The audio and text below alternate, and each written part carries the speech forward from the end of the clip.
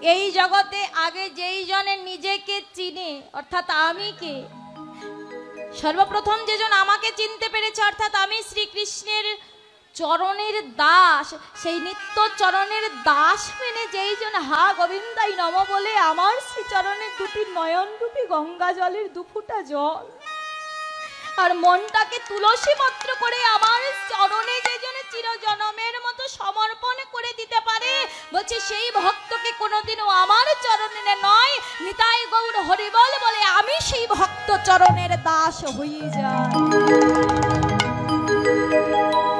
বাবা বলছে এই কৃষ্ণ নাম, এই কৃষ্ণ নামের এমন মহিমা এমন গুণ, কেউ জেনে বা অজান্তে একবারে যদি কৃষ্ণ নাম খানা করে,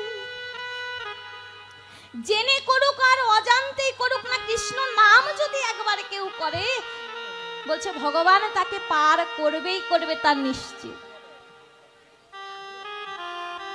তাহলে কৃষ্ণ নামের এমন মহিমা, কৃষ্ণ নামের এমন গুণ, তার সবচাইতে বড় প্রমাণ কে বলুন তো? তার সবচাইতে বড় প্রমাণ অজামিল দস্যু।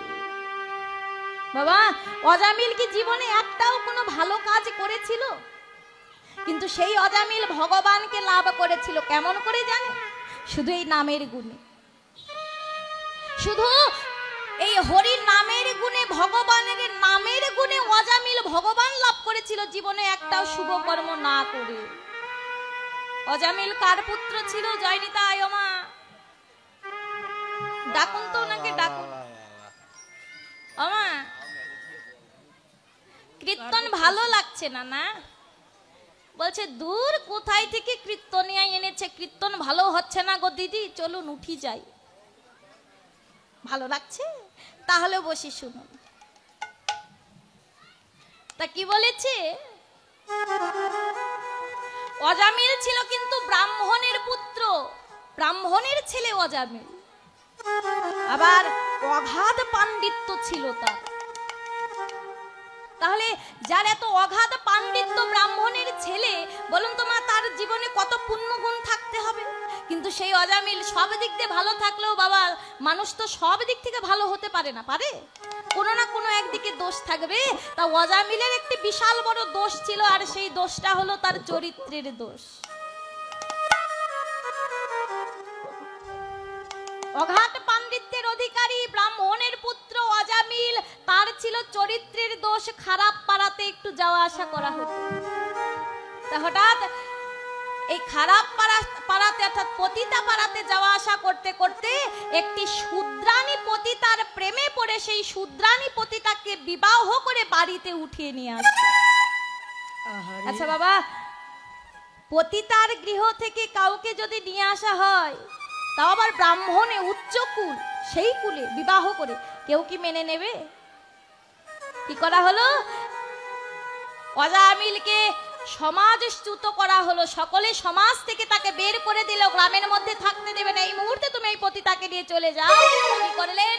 অজামিল সকল কিছু ছেড়ে দিয়ে সেই পতিতার প্রেমে এতটা আবেগমোহ হয়ে গ্রাম থেকে বের হয়ে গিয়ে গ্রামের বাইরে বিশাল একটি বটবৃক্ষ ছিল, সেই বটবৃক্ষের নিচে কুড়ে পাতার একটি ঘর বানিয়ে পতিতাকে নিয়ে থাকতে লাগলেন।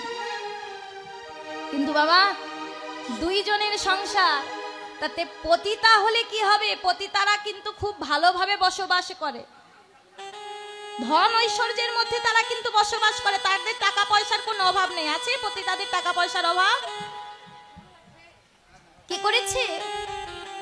একদিন যাই, দুই দিন যাই, অবশেষে সেই শূদ্রাণী পতিতা অর্থাৎ অজামিলের স্ত্রী অজামিলকে বলল যে দেখো, আমি তোমার হাত ধরে সকল সুখ স্বাচ্ছন্দ্য পরিত্যাগ করে আমি চলে এসেছি কুড়ে পাতার ঘরে, কিন্তু আমি এই কুড়ে পাতার ঘরে এমন করে থাকতে পারবো না, আমার যা চাহিদা, আমার চাহিদা তুমি মেটাও। অজামিল বলছে যে দেখো, আমি যে তোমার চাহিদা মেটাবো, কিন্তু আমার কাছে তো কোনো কাজ কর্ম নেই, আমি কি করে তোমার চাহিদা মেটাবো? অজামিলের স্ত্রী বলছে কাজকর্ম নেই, তাহলে চুরি করো। এই যে সঙ্গ দোষ। মা যত ভালো কুলেই থাকুন না কেন, যত ভালো ঘরেই থাকুন না কেন, যদি সঙ্গের একবার দোষ হয়ে যায় তাহলে ওই ভালো স্থান থেকে নিচের পথে আসতে এক বিন্দু সময় লাগে না। অজামিলের স্ত্রী বলল, কাজকর্ম নেই তো কি হয়েছে, চুরি করতে লাগো। কি করলেন? অগাধ পাণ্ডিত্যের অধিকারী ব্রাহ্মণের পুত্র অজামিল বেছে নিল চুরির পথ, চুরি করতে লাগলেন। এমন করে ছোটখাটো চুরি দিয়ে আর পোষায় না কেন, কারণ অজামিলের ঘরে একটি করে 9টি সন্তানের জন্ম হয়, সংসার বড় হতে থাকে। ছোটখাটো চুরি দিয়ে কি আর পেট ভরবে? 9 জন সন্তান, তার সঙ্গে তার স্ত্রী, আবার নিজে অজামিল, 11 জনের সংসার ছোটখাটো চুরি দিয়ে যখন হয় না, অবশেষে 9 জন সন্তানকে নিয়ে অজামিল দস্যুর দল বানিয়ে ফেললেন, ডাকাতের দল বানিয়ে ফেললেন। হরি বল হরি বল। অবশেষে ডাকাতি করতে করতে আশেপাশের রাজ্যে তার এত নাম ছড়ালো যে অজামিলের নাম শুনলে বাঘে গরুতে এক ঘাটে জল খেতে শুরু করলো, এত ভয় করত। কোনো বাচ্চা যদি সময় মতো খাবার না খেত, সময় মতো না ঘুমাতো, তার মা তাকে বলতো, বেটা সো যা, নাই তা আজামিল আ যায়গি। কোনো সন্তান যদি খাবার না খেতে চাইতো, বলতো, বেটা খালে, অজামিল আ যায়গি। তাহলে এত ভয় করতো তাকে লোক। সেই অজামিলের বাড়িতে একদিনে কি হলো, অযোধ্যা থেকে একজন রাম ভক্ত, নাম তার ছিল রামদাস বাবাজি। সেই রাম ভক্ত রামদাস বাবাজি অযোধ্যা থেকে যাচ্ছিলেন পুরীর পথে, আর মাঝখানে পড়ে গেলেন অজামিলের গ্রামখানা। হাজার হাজার ভক্ত নিয়ে যখন যাচ্ছিলেন, সন্ধ্যা নেমে আসলেন ঠিক সেই অজামিলের গ্রামের কাছে এসে, তখন থাকবে কোথায় বাবা? এখনকার মতো তো এত বাস ট্রাক গাড়ি তো ছিল না, তখন ছিল, তখন হেঁটে যাবার পথ। কিন্তু হেঁটে যে যাবে, মাঝখানে রয়েছে বন, তা সেই বনের মধ্যে দিয়ে রাত্রিবেলাতে যাওয়া তা তো খুব ভয়ের ব্যাপার। এমনি তো ডাকাতের ভয় রয়েছে, তার সঙ্গে বাঘ ভাল্লুক কত বনেজ পশু পাখি। তা কি করলেন সাধুগণ, গ্রামের মধ্যে এসে একজন কম বয়সী ছেলেকে জিজ্ঞেস করলেন যে, বাবা এই গ্রামে কি কোনো সাধুর গৃহ রয়েছে? কেন মা বলুন তো? কারণ যারা প্রকৃতপক্ষে সাধু তারা কিন্তু সকলের গৃহে অন্ন গ্রহণ করে না, করে বিশ্রাম গ্রহণ করে না। তাহলে সাধু হয়ে বললেন, এই গ্রামে কি কোনো সাধু বা ভক্তের গৃহ রয়েছে? তাহলে আজ রাতটুকু সেই ভক্তের গৃহে আমরা থাকতে পারতাম, বিশ্রাম নিতে পারতাম। তো বাবা, গ্রামের মধ্যে 1-2টা বখাটে ছেলে থাকে না, সাধু পছন্দ করে না যারা, হ্যাঁ, দাঁড়া সাধু, আজ তোর মজা দেখাচ্ছি, তোকে এমন সাধুর বাড়িতে পাঠাবো, এমন ভক্তের বাড়িতে পাঠাবো যে তোর প্রাণ নিয়ে তুই আসতে পারলে হয়। কি করলেন? বলছে, হ্যাঁ আছে তো, গ্রামের মধ্যে একটাই ভক্ত গৃহ রয়েছে, আর সেই ভক্তের নাম হলো অজামিল। বাবা, যেই অজামিল কোনোদিনও সাধু সহ্যই করতে পারে না, তাকে বানিয়ে দিয়েছে ভক্ত অজামিল। তো বলছে, এই যে গ্রামের বাইরে বটবৃক্ষ দেখছেন, ওই বটবৃক্ষে দেখবেন বিশাল একখানা কুঠির রয়েছে, সেই বিশাল কুঠিরে একজন ভক্ত বসবাস করে, আপনারা সেই ভক্তের বাড়িতে যান। যারা প্রকৃতপক্ষে সাধু তাদের মনটা কিন্তু খুব সহজ সরল হয় বাবা, তাই? তা কি করলেন, রামদাস বাবাজি তার শত সহস্র ভক্ত নিয়ে চলে যাচ্ছেন সেই অজামিলের গৃহেতে। কেন? বিশ্রাম করবে আর সেবা পাবার আশায়। খুব ভালো ব্যাপার কি ছিল জানেন? যেই সময় সাধুরা অজামিলের বাড়িতে যায়, সেই সময় অজামিল বাড়িতে ছিল না, তার 9 জন পুত্রকে নিয়ে সে ডাকাতি করতে বাইরে চলে যায়। বাড়িতে একা ছিল অজামিলের স্ত্রী, তা অজামিলের স্ত্রী দরজা বন্ধ করে রয়েছে, বাইরে থেকে এসে ডাকছে, হ্যাঁ গো অজামিল, বাবা বাবা ভক্ত অজামিল বাড়িতে আছো কি? বাবা বাবা দেখো, তোমার গৃহের সম্মুখে শত সহস্র সাধুরা এসে দাঁড়িয়েছে, ভক্ত অজামিল একবার তোমার গৃহখানা খোলো। বারবার যখন ডাকছে যে ভক্ত অজামিল গৃহেতে আছো কি, অজামিলের স্ত্রী গৃহের মধ্য থেকে মনে মনে ভাবছে, আরে বাবা, যেই অজামিলকে দেখে 7 গ্রামের লোক ভয়ে তটস্থ হয়ে থাকে, তাকে এসে ডাকছে ভক্ত অজামিল বলে। কে দেখি তো দরজাখানা খুলে দেখে শত সহস্রগণ সাধু সেই গৃহের সম্মুখে এসে দাঁড়িয়ে রয়েছেন। হরি বল হরি বল। বাবা একই একই আপনারা আপনারা আপনারা এই গৃহের সামনে কেন এসেছেন? ভালো চান তো এই মুহূর্তে এখান থেকে আপনারা চলে যান, কারণ অজামিল যদি একবার চলে আসে তো আপনাদের সকলের প্রাণ নাশ হতে পারে। একই মা, এটা ভক্ত অজামিলের গৃহ না? বলছে এটা অজামিলের গৃহ বটে, কিন্তু সে তো ভক্ত নয়। আপনারা দস্যু অজামিলের নাম শোনেননি? হ্যাঁ, যেই দস্যু অজামিলের নাম শুনলে বাঘে গরুতে এক ঘাটে জল খায়, আপনার তার গৃহে এসে বলছেন ভক্ত অজামিল। এই মুহূর্তে প্রাণ নিয়ে আপনারা চলে যান, সে কখন জানি চলে আসবে। বলছে মা, আজ তো অনেক রাত্রি হয়ে গেছে, একটা রাত্রির জন্য যদি এখানে থাকতে দিতে। বলছেন আপনারা চুপ করুন তো, এই মুহূর্তে তাড়াতাড়ি আপনারা এখান থেকে যান, এই মুহূর্তে চলে যান। মা, চলে তো না হয় যাব, কিন্তু একটু সেবা সেবা। অজামিলের স্ত্রীর মনটা হঠাৎ ছোট হয়ে গেল। সেবা? আমি সাধুদের কি সেবা দেব? এই গৃহেতে আমার যা কিছু আছে সকল তো হলো পাপের দ্রব্য, আর পাপের দ্রব্য দিয়ে কোনোদিনও তো সাধু গুরু বৈষ্ণব সেবা হয় না।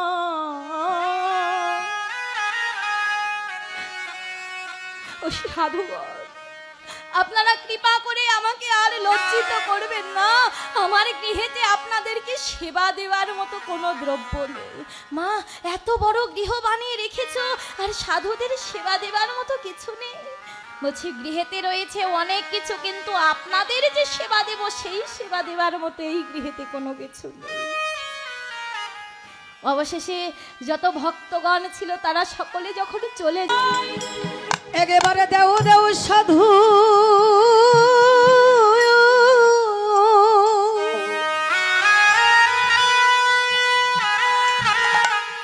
সাধু তোমাদের চরণে ধুলি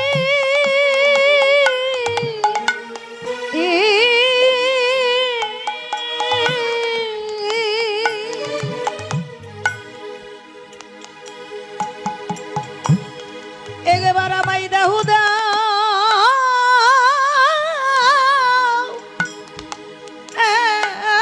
সাধু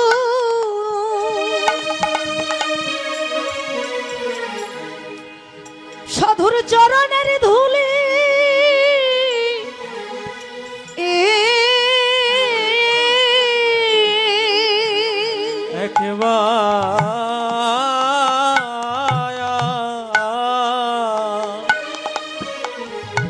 দাও দাও সাধু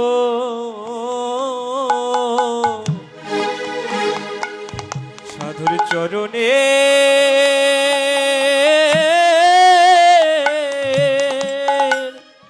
চরণের ধুলে আমার পতিতা জন। হরি বল হরি বল। আমি এই পতিতা জনমে ধন্য করি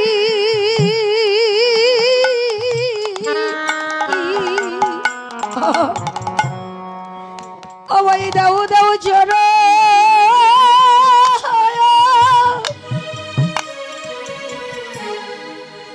সাধুর চরণের ধুলি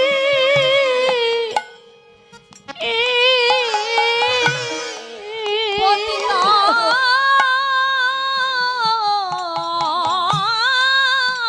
জন।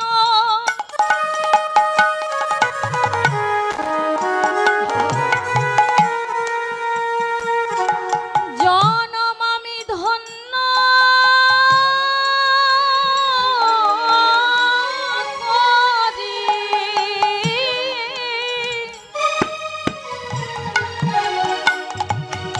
একবারে দাও দাও হরি বল। সাধু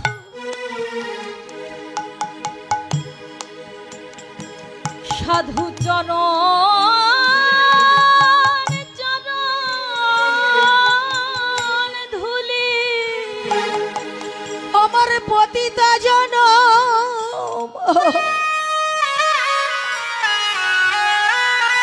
এই পতিতা জনমে ধন্য করি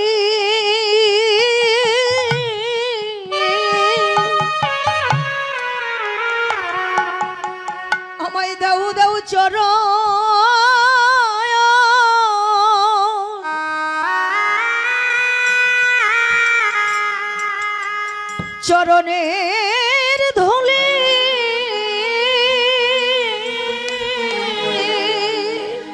বলি আমার আর কি ভাগ্যে হরি বল হরি বল। ভাগ্যে হয় বা না হয়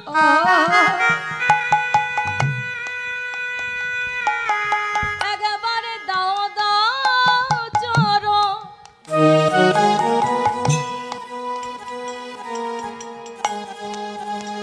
বলি চরণ ধুলি আমার আর কি ভাগ্যে, আমার এমন ভাগ্যে আর হয় কি না হয়।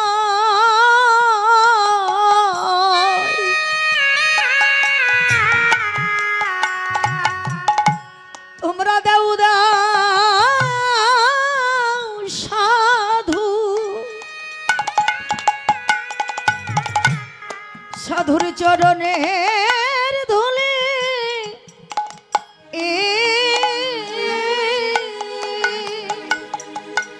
আমার আর কি ভাগ্যে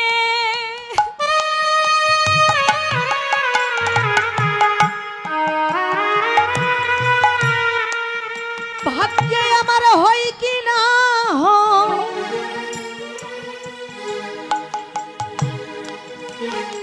আমি মানব জন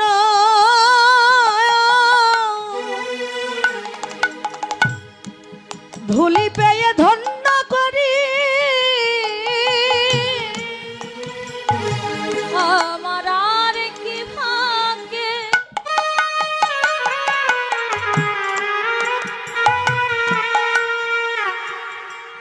ভাগ্যে হয় কি না হয়।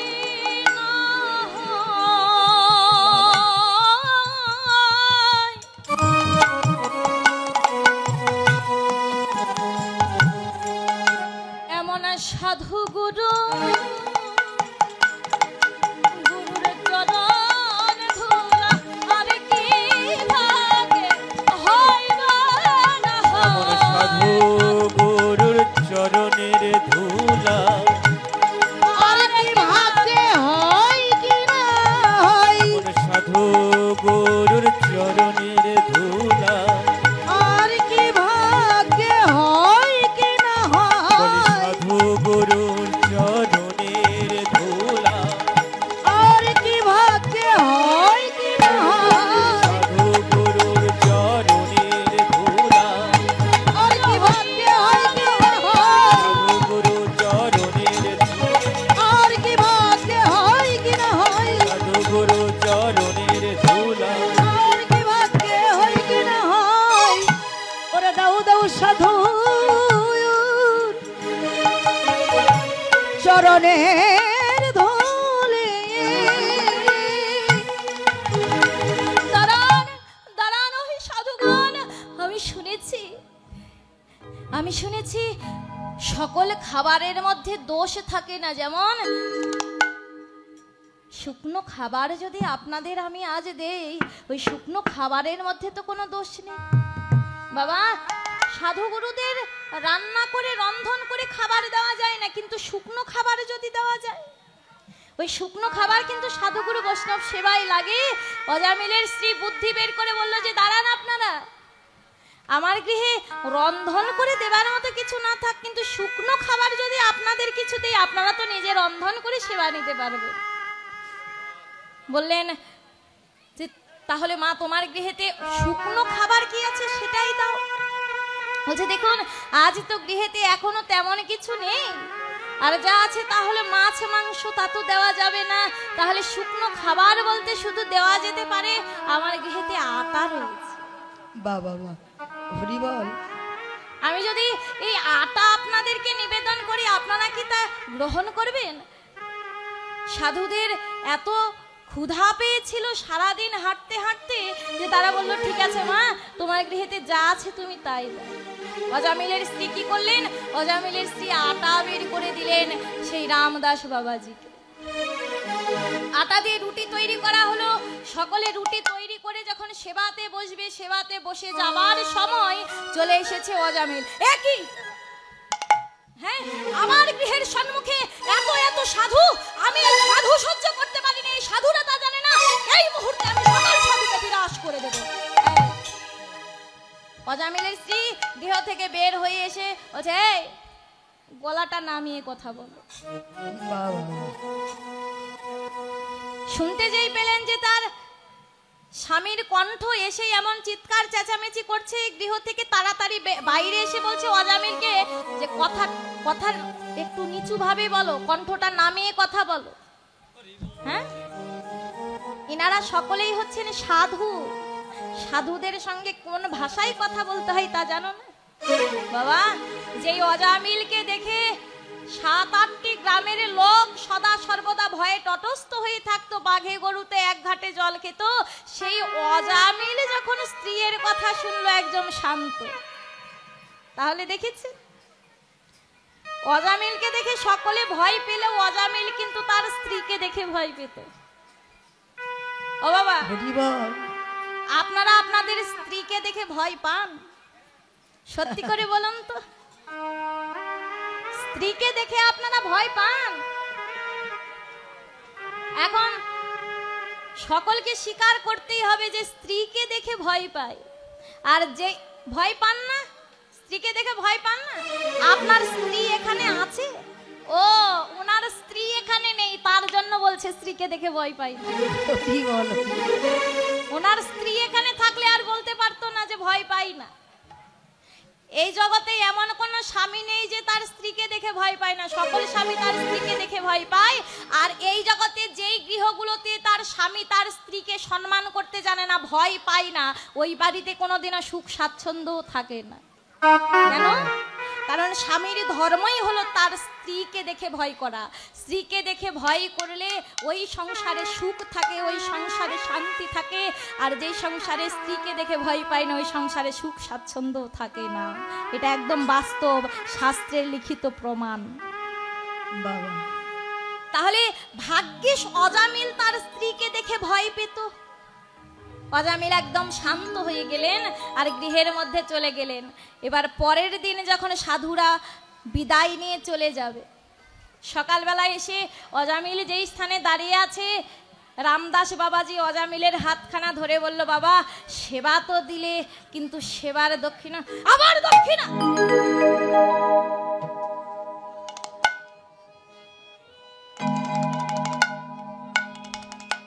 সেবা দিয়েছি, আবার দক্ষিণাও দিতে হবে? এই দাঁড়াও, হ্যাঁ, তোমার বাড়িতে কিসের অভাব? যা চাই দিয়ে দাও। অজামিলের স্ত্রী বলছে, বলো তোমার কিসের অভাব? যা চাই দিয়ে দাও। তোমার বাড়িতে তো কোনো কিছুর অভাব নেই। ঠিক আছে, তাহলে আপনি বলুন কি সেবা দক্ষিণা চান, তাই দেব। বলছে, বাবা দেখো, আমি তো দূরদর্শী সাধু, আর সকল পরিত্যাগ করা। তাই এই জগতের ধন ঐশ্বর্য মণিমাণিক্য কোনো কিছু আমাকে আকর্ষণ করতে পারে না। আমি তোমার থেকে যা সেবা দক্ষিণা চাই তা হলো, তোমার 9টি সন্তান থাকবার পরেও এসে আমি লক্ষ্য করলাম তোমার স্ত্রী আবারও গর্ভবতী, আর তোমার স্ত্রীর গর্ভে এই 10 নাম্বার সন্তানটিও হলো পুত্র সন্তান। তাহলে বাবা, তোমার এই 10 নাম্বার সন্তানটি যখন এই পৃথিবীতে ভূমিষ্ঠ হবে, ওই সন্তানের নাম রেখো তুমি নারায়ণ। হরি বল, হরি বল, হরি বল। বলছে, আমার সেবা দক্ষিণা এটাই, তোমার এই 10 নাম্বার সন্তানটি ভূমিষ্ঠ হলে এই সন্তানের নাম রেখে দিও তুমি নারায়ণ। আমি এই বলেই এখান থেকে বিদায় নিয়ে চলে গেলাম। অজামিল জীবনে কোনো ভালো কর্ম না করলেও একটি সাধু বাক্য শ্রবণ করেছিল, মেনেছিল, আর সেটা হলো তার সন্তান যখন ভূমিষ্ঠ হয় তার নাম রেখেছিল নারায়ণ। বাবা, অজামিলের দেহ থেকে যেই দিন প্রাণ পাখিখানা উড়াল দিয়ে চলে যাবে, অজামিলের পাশে সমন এসে বসে আছে। যেই অজামিল কোনোদিনও কাউকে ভয় করেনি, সেই অজামিলের পাষাণ হৃদয় কানাও সেই দিন কেঁদে উঠে বলেছিল, একেবারে দাঁড়ানে সমন,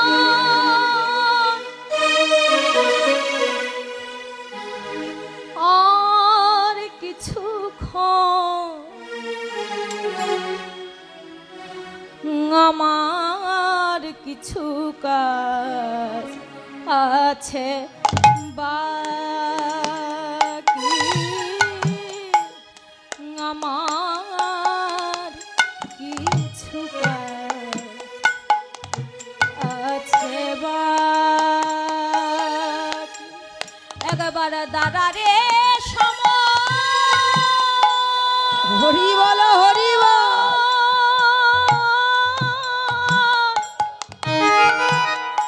বলিয়ার কিছুক্ষণ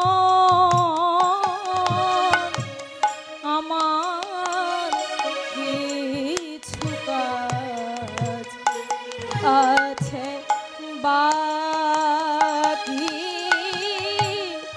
আমার কিছু কাজ আছে বাকি।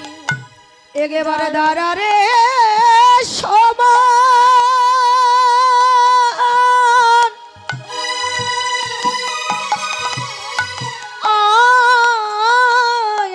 আর কিছুক্ষণ আমার কিছু কাজ আছে বাকি, আর কিছুক্ষণ আছে বাকি। আমার আঙ্গিনার মাঝে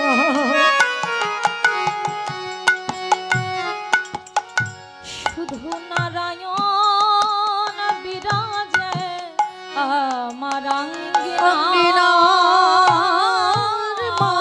মাঝে শুধু নারায়ণ বিরাজে, আমি ক্ষণিক তারে দেখে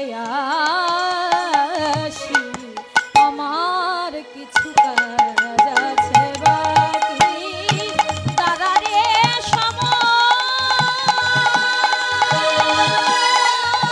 হরি বল হরি বল হরি বল। আর কিছুক্ষণ আছে বাকি, একেবারে দাঁড়া রে সমান,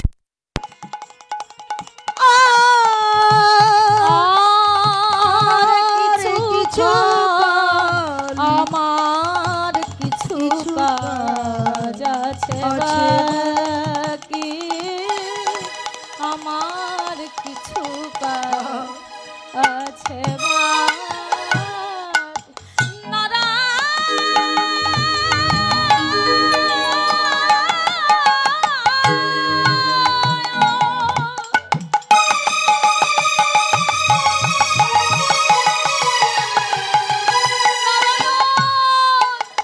এই যাবার বেলায় একবার একবার আমার মুখে জল দিয়ে এই কৃষ্ণ নাম খানা বলে যাও বাবা।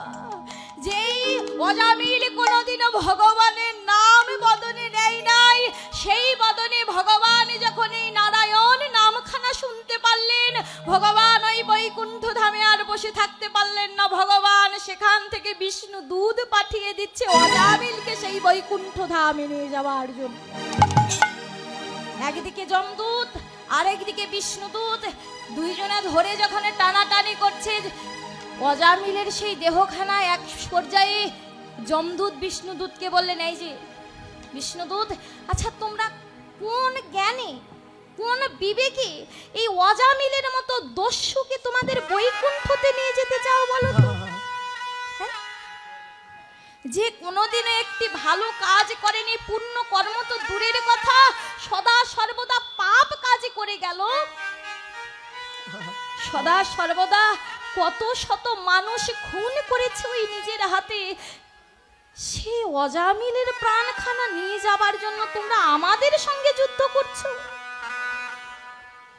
বিষ্ণুদূত যমদূতকে বলছে, ওহে যমদূত,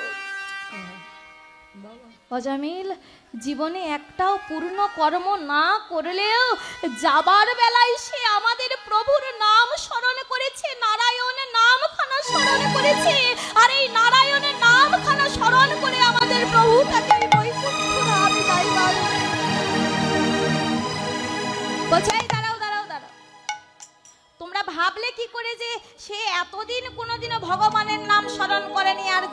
বেলায় ভগবানের নাম স্মরণ করেছে। বলছি তার ছেলের নাম হলো নারায়ণ, ভগবানের নাম নয়, তার ছেলের নাম নারায়ণ। আর অজামিল তার ছেলের নাম যাবার বেলাতে স্মরণ করেছে। বলছে নামটা তার ছেলের হোক বা যার তার হোক না কেন, কিন্তু নামের নামিটা তো আমার ভগবান। তাহলে বাবা এই জগতে নাম যে যেমন করেই করুক না কেন, যেভাবেই করুক না কেন, বলছি যাবার বেলায় কেউ যদি একবার এই নাম খানা স্মরণ করতে পারে, নিতাই গৌর হরিবল বলে প্রভু তাকে বৈকুণ্ঠ ধামে জায়গা দিয়ে থাকে। হরি বল, হরি হরি বল। তাই তো আমাদের সকলের প্রভুর শ্রীচরণে শুধু একটা নিবেদন, সারা জীবন যত পাপ করি আর তাপ করি, কিন্তু সেই যাবার বেলায় বলি যাবার বেলা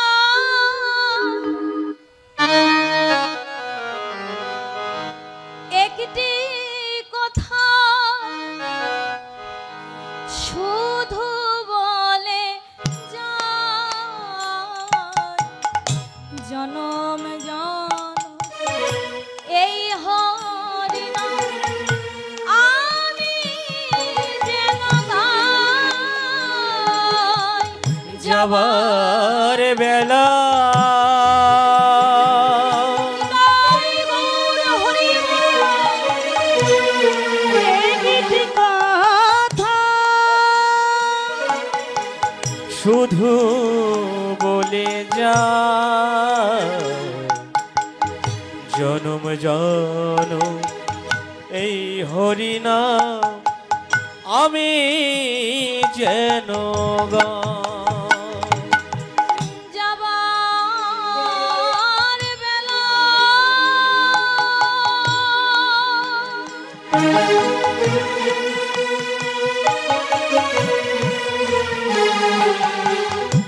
একটি কথা শুধু বলে যায়, জনম জনম এই হরিনাম আমি যেন গাই। যেদিন আমি থাকবো না, যাব গো বহু দূরে। আর যেদিন আমি থাকবো নয়া, যাব গো বহু দূরে।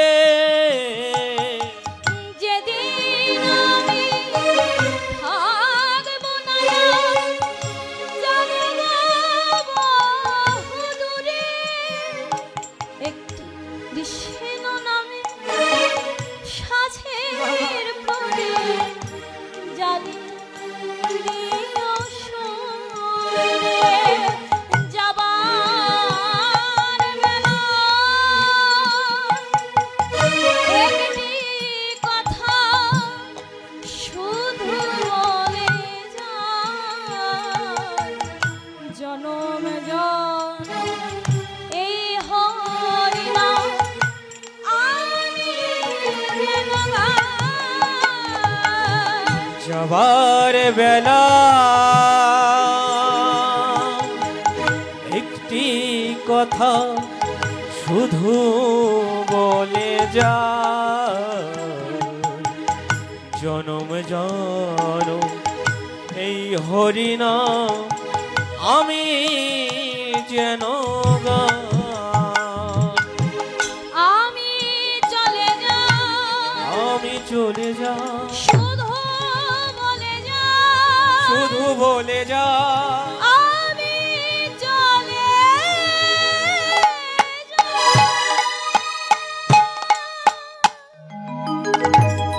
বলছে সারা জীবন কেউ কৃষ্ণ নাম না করেও যদি সেই যাবার বেলায় একবার কৃষ্ণ নাম খানা শুধু স্মরণ করে, হরি বল, বলছেন আমার ভগবান সকলে কিছু ভুলে গিয়ে ওই যাবার বেলার নাম খানা দিয়ে তাকে এই বৈকুণ্ঠ ধামে নিয়ে চলে যান। কিন্তু মা সারা জীবনে কৃষ্ণ নাম করলাম না, মনে মনে ভাবনা করছি তাহলে মরার সময় একবার কৃষ্ণ নাম করলেই তো হবে, তাই না? সারা জীবনে কৃষ্ণ নাম করলাম না, মরার সময় একবার কৃষ্ণ নাম করলেই ভগবান কিন্তু পেয়ে যাব, তাই না? সারা জীবন কৃষ্ণ নাম না করে মরার সময় কি ওই কৃষ্ণ নামখানা বদনে উচ্চারিত হবে? কি বলছি, এটা হলো অভ্যাস যোগ। আমরা সারা জীবনে কি করছি? আমরা সারা জীবন অভ্যাস করছি কেন? ওই যাবার বেলাতে যেন কৃষ্ণ নামখানা স্মরণ থাকে। তাই তো পথ চলিতে আর বলিতে, পথ চলিতে আর বলিতে তোমরা গাও কৃষ্ণ নাম, মধুর নাম, হরি নাম। পথ চলিতে আর বলিতে, পথ চলিতে আর বলিতে তোমরা গাও কৃষ্ণ নাম, মধুর নাম, হরি নাম। পথ চলিতে আর বলিতে, পথ চলিতে আর বলিতে তোমরা গাও গাও কৃষ্ণ নাম,